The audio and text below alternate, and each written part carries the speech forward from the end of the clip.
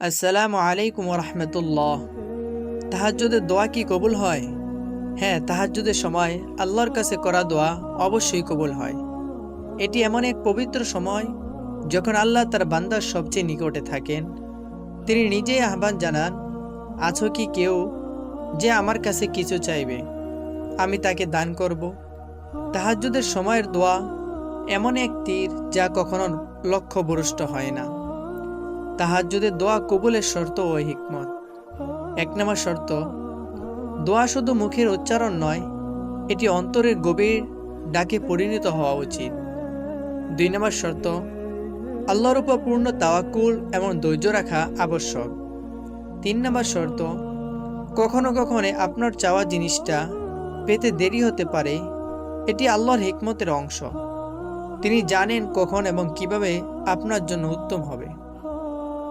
যদি আপনার দোয়া কবুল না হয়, তবে এটি হয় আপনার জন্য পরীক্ষা, না হয় আপনার চাওয়া জিনিসটি আপনার জন্য ক্ষতিকর।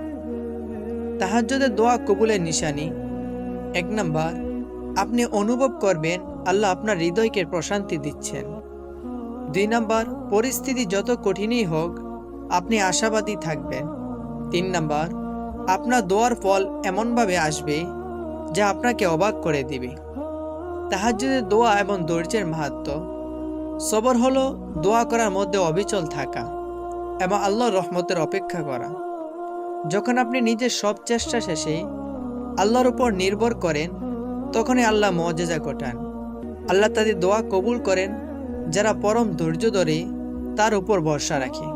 সফরকারীকে আল্লাহ ভালোবাসেন এবং তাদের জন্য সীমাহীন প্রতিদান নির্ধারণ করেন। তাহাজ্জুদের দোয়া কেন এত গুরুত্বপূর্ণ? 1 নম্বর, এটি আপনার অন্তরকে আল্লাহর সঙ্গে সংযুক্ত করে। দোয়া আপনার তাকদীরকে বদলে দিতে পারে।